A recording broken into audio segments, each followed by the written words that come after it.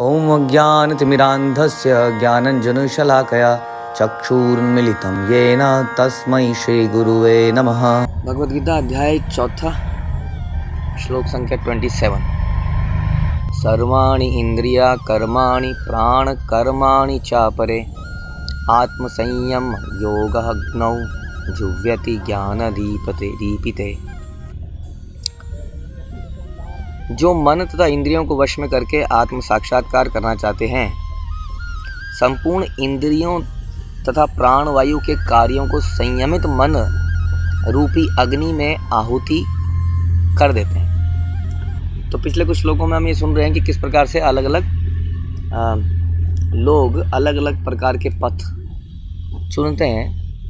Although इन सबका उद्देश्य आत्म साक्षात्कार है, जन्म मृत्यु के बंधन से मुक्ति है, उच्चतर जीवन प्राप्त करना है, लेकिन रास्ते बहुत डिफरेंट हैं। और ऐसा रास्ते में जब रास्ते डिफरेंट होते हैं ना, तो रास्ते में होने वाले घटनाएं भी डिफरेंट होती हैं। जैसे हम ट्रेन के सफ़र में चलेंगे तो हर स्टेशन पे चाय चाय चाय की आवाज़ आ सकती है। प्लेन में जाएंगे तो एयरपोर्ट से एयरपोर्ट काफ़ी सोफिस्टिकेटेड।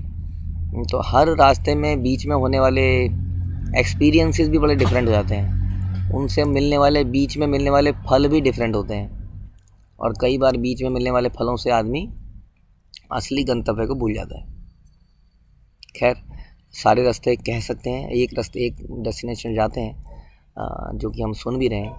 भगवान ने भी अर्जुन को बोला, जब सारे रास्ते बताए भगवद्गीता में, तो कई बार लोग सोचते हैं भगवान ने गीता में सारे रास्ते बताए तो हैं, लेकिन वास्तव में हम देखते हैं कि अर्जुन कंफ्यूज होकर पूछता है कि भगवान, अभी आप कहते हैं कि कर्म ना करो, कभी आप कहते हैं कर्म करो, तो मैं समझ नहीं पा रहा हूँ कि मुझे करना क्या है। इसलिए सारे योगों के बाद भगवान यही बताते हैं कि अल्टीमेट योग क्या है, अल्टीमेटली क्या करना है। तो कन्फ्यूज़न कोई नहीं है, सारे रास्ते बताए गए हैं और फिर बताया गया ये बेस्ट रास्ता है।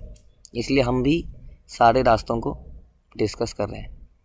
तो यहाँ पर इसी की चर्चा करते करते आज हमने पिछले श्लोक में सुना था कि कैसे एक ब्रह्मचारी और एक गृहस्थ दोनों ही इंद्रिय तृप्ति से बचते हुए कैसे अपने इंद्रिय तृप्ति के विषयों को आहुति दे देते हैं और उच्चतर जीवन में जाते हैं।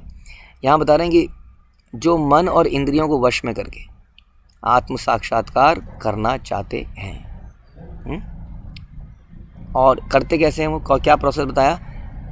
प्राणवायु को संयमित करते हैं, प्राणवायु को संयमित करते हैं। तो पहले तात्पर्य में अगर पढ़ें हम, शिला प्रभुपाद बताते हैं कि यहाँ पर पतंजलि द्वारा सूत्रबद्ध योग पद्धति का निर्देश है।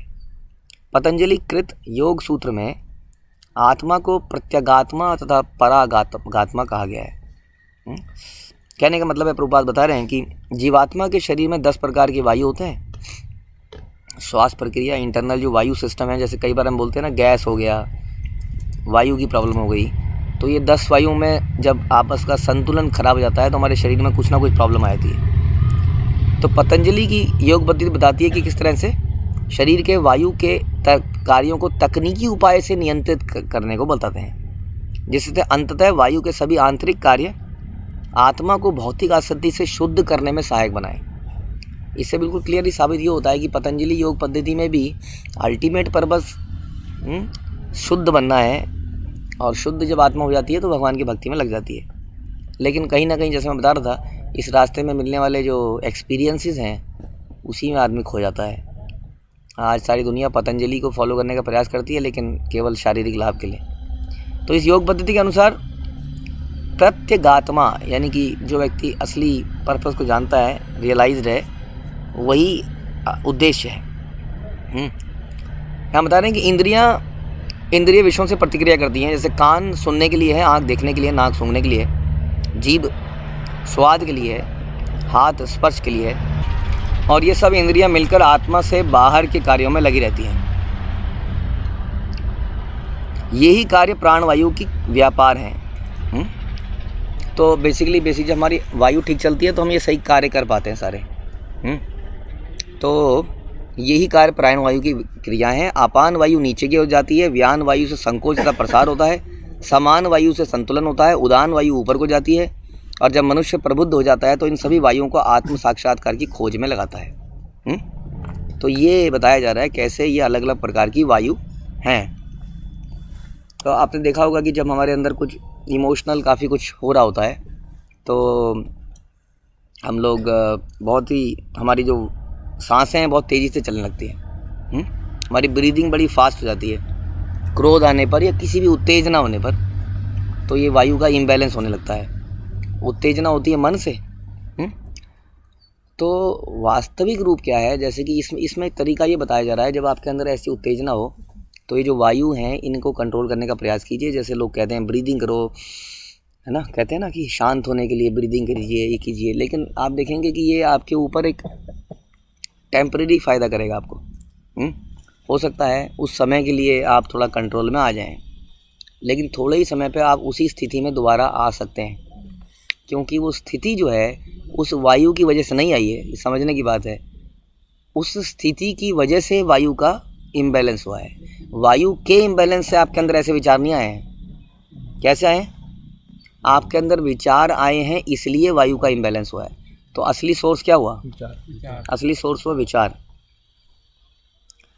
तो इसलिए बोलते हैं कि ये पद्धति ज़्यादा कारगर नहीं रहेगी, क्योंकि ये टेम्परेरी बेनिफिट आपको ज़रूर दे देगी, लेकिन क्योंकि आपने उस मन के ऊपर कुछ नहीं किया। तो यहाँ बता रहे हैं ये मन को कंट्रोल कैसे करते हैं? प्राण इस वायु को, ऑल्दो आगे भी अभी एक और आएगा वायु के ऊपर, थोड़ा सा कई बार समझ नहीं आएगा इसमें और अगले उस श्लोक में क्या अंतर है। यहाँ पे उसको संयमित करने के लिए बोला जा रहा है, और कई बार योगी क्या होता है, इसको रोक ही देता है, इस प्रोसेस को ही रोक देता है। उसको हम आगे सुनेंगे आगे वाले श्लोक में। लेकिन यहाँ पे इस प्रोसेस को, वायु को रोका नहीं गया है, इसको बैलेंस करने का प्रयास किया जा रहा है। तो बैलेंस कैसे करते हैं? जैसे आजकल के लोग प्राणायाम की अलग अलग विधियों से इस वायु को बैलेंस करते हैं। तो बैलेंस करके कई बार हमें बड़ा अच्छा सा फील होता है, फील गुड होता है, और ऐसा लगता है कि वो शांति आई अंदर से। इसलिए लोग मेडिटेशन की तरफ बड़े आकर्षित हो जाते हैं आज की डेट में। उनको लगता है ये रियली में बेनिफिट करता है। और ऐसे कई सारे आजकल के मतलब संस्थान हैं जो कि ऊपर से दिखने में आध्यात्मिक दिखते हैं, लेकिन वो कराते यही हैं आपको, और व्यक्ति को तुरंत उसका लाभ दिखता है उसी वक्त, है ना। तो इसलिए लोग उससे तुरंत अट्रैक्ट भी हो जाते हैं। जो भक्ति योग है, वो भक्ति योग क्या करता है, वो मन को पकड़ता है डायरेक्टली और मन को शुद्ध करना शुरू करता है। और जब मन शुरू हो जाता है तो सोर्स, क्योंकि हमने बताया कि मन का काम क्या है, थिंकिंग, फीलिंग एंड विलिंग, और ये कार्य वो हमेशा करता है, हमेशा करता है। जैसे कि कोई बच्चा है जिसको थोड़ी देर के लिए आप पकड़ के बैठा दो, कुछ ही सेकंड वो बैठता है, उसके बाद फिर चालू जाता है। तो उसी तरह से इस मेडिटेशन प्रोसेस से ऐसा लगता है कि मन थोड़ी देर के लिए मन शांत हो गया, लेकिन मन वास्तव में शांत नहीं हुआ है। वो थोड़ी देर में फिर वैसी हरकतें करेगा, और फिर हम विचलित हो जाएंगे। इसलिए this is not the solution, this is not the ultimate solution. Ultimate problem को ये टच भी नहीं करता है, ये मन को टच नहीं कर पाता है, शुद्ध नहीं कर पाता है।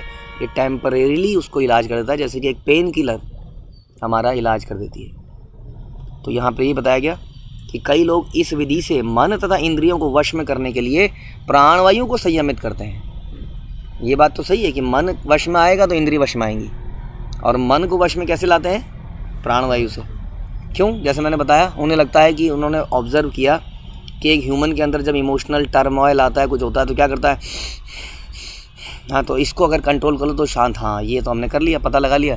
तो ये दिस इज़ आर्टिफिशियल तरीका, कृत्रिम तरीका है, is not the real way. ये वैसे ही है जैसे कि कोई बहुत ज़्यादा मेंटली आजकल डिप्रेशन में होते हैं, तो डॉक्टर उसको सोने की दवाई दे देते हैं। सोने के बाद वो कहता है बड़ा रिलीफ महसूस हुआ, लेकिन वो रिलीफ हुआ नहीं है, क्योंकि रिलीफ तो कहीं और, प्रॉब्लम तो यहाँ थी। थोड़ी देर बाद वो उन्हीं विचारों में फिर जाता है और फिर से उसी डिप्रेशन में चला जाता है। हाँ, उसको फिर से एक सोने की दवाई दे दी जाती है, इस तरह वो सोता रहता है और वो सोचता है कि उसका इलाज हो गया।